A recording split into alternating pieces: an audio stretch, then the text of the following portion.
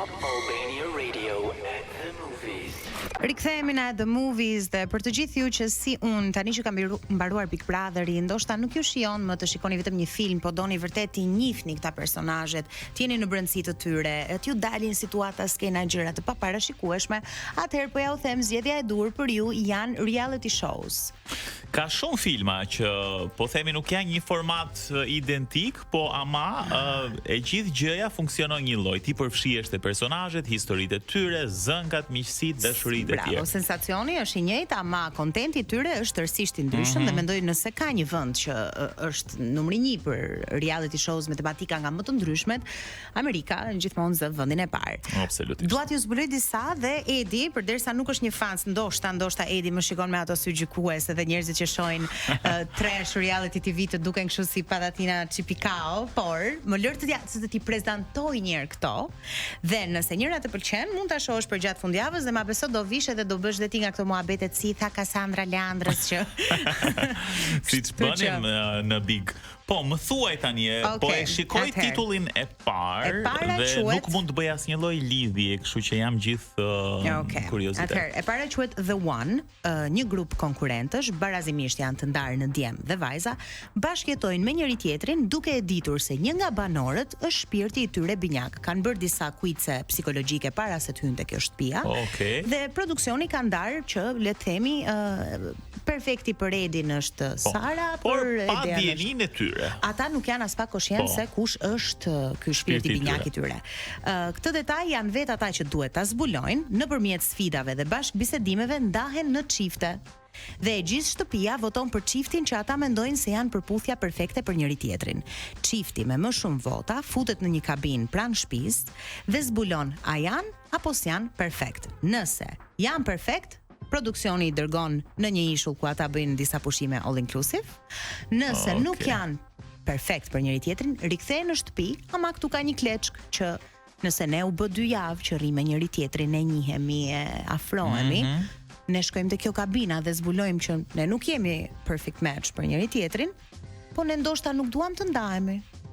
Por kjo gjëja sjell probleme për gjithë shtëpinë, sepse nëse 2 jo perfekt janë me njëri tjetrin, do thotë që të gjithë po ju prishet punë. Le të themi që një rregull i produksionit, në thonjë se është ata i paracaktojnë çiftet, pra të paktën në një hap fillestar, më pas mund të krijohen çifte të reja, po e kanë ata në dorë nëse duan ta vazhdojnë apo jo. Dhe ka edhe një gjë tjetër që ka pasur shumë raste që ata duhet të vazhdojnë të njohin të tjerë derisa të gjejnë atë perfektin e tyre në letër, por në jetë reale kanë përfunduar me njeriu që e kanë provuar te kabina që s'janë perfekt për njëri tjetrin. Mua më duket pak e vështirë, po më thuaj ti që e ke parastis vërtet që nëpërmjet votave pra e gjejnë njëri tjetrin çiftet? Ajo është ai perfeksioni i shkruar në letër. Jo gjithmonë ajo që është perfekte në letër është perfekte në realitet, ama po diçka që është e vërtetë është që këta njerëz që janë perfekt në letër kur bëhen bash nuk kanë po aq debate dhe krisje sa ç'kan 2 njerëz që janë pëlqyer nga kimia iniciale e të tjerë. Një gjë e momentit, po. Okej, shumë e bukur, interesante. Dua të kaloj tek e dyta, e di që e dyta do jetë e preferuara jote.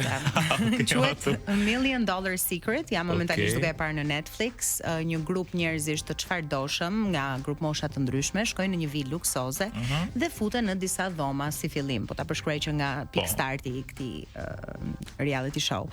Dhe secila dhomë ka një kafshë dhe një kuti, pra ti e dhoma e tigrit, unë jam dhoma e ujkut. Po, në dhoma tek person. Tek askush nuk ka të drejtë të hyjë tek dhoma askujt. Në çdo dhomë gjendet një kuti, secili prej nesh ka nga një kuti.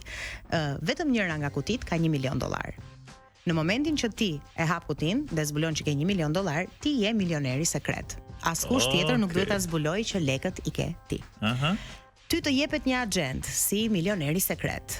Dhe mund të jetë agjenda jote, bëj 3 njerëz për të qarë sot. Dhe ti do shkosh dhe do bësh 3 njerëz për të qarë. Nëse të tjerët thonë prit pak se Edi po sillet çuditshëm, mos është ai milioneri, ata ta prishin agjendën sekrete dhe je ti që ke një disfat.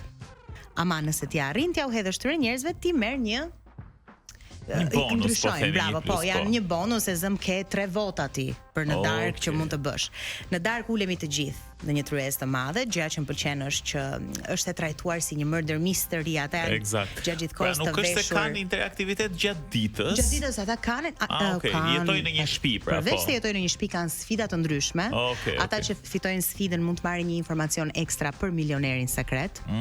Pra ka shumë gjëra që ndodhin aty, në fund ne ulemi të gjithë në një tryezë të madhe dhe teksa darkojmë, themi unë dyshoj që është Edi, sepse Edi sot bëri këtë gjë. Si loja, po. Votojmë, njeriu që votohet duhet hap kutinë e tij përpara të gjithëve dhe deri më tani, po ja u them unë jam në episodin 5, nuk e gjetën kurrë se kush është. Në çdo dark, po themi apo çdo episod ka në çdo episod, ka një hapje kutie me shumicë votash. Me shumicë votash, po. Po, bukur, interesante kjo. E dia unë që tek këto do të kapi atë. Po, e bukur kjo, e bukur dhe më pëlqen që je akoma aktive, pra është një gjë që po e shikon tani momentalisht. Dhe po pres madje për finalen e madhe që pritet të vi. Vazhdojmë. Okej, bukur.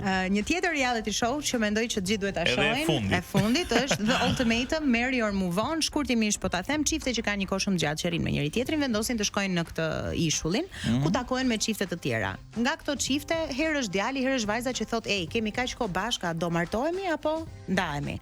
Kështu që për ta testuar marrëdhënien, këta për 4 javë duhet të jetojnë me partnerët e të tjerëve, pra shkartisen dhe bashkëjetojnë, dhe 4 javët e tjera do jetojnë me partnerin e tyre për të parë a e dua unë këtë njeriu dhe a dua të kaloj gjithë jetën me të, dhe është quhet pra ultimatumi, a do martohemi apo do pikërisht i vën në këto rrethana për të kuptuar nëse janë për njëri tjetrin apo jo.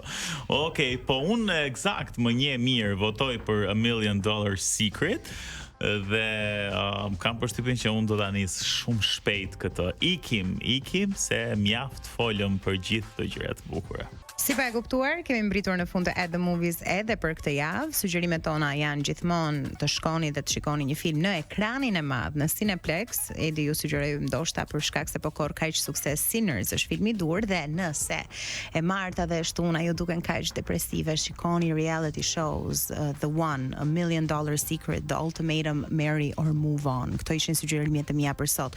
Nëse doni tjera, disa e kam listën e këtyre reality shows. Po duhet i ruajmë se për këtë punë jemi çdo fundjavë, kështu që sot ishim konciz, të sakt, nuk ju çorientuam shumë, jeni të sakt se çfarë do të shikoni, megjithatë her pas here normalisht presim edhe nga ju sugjerime.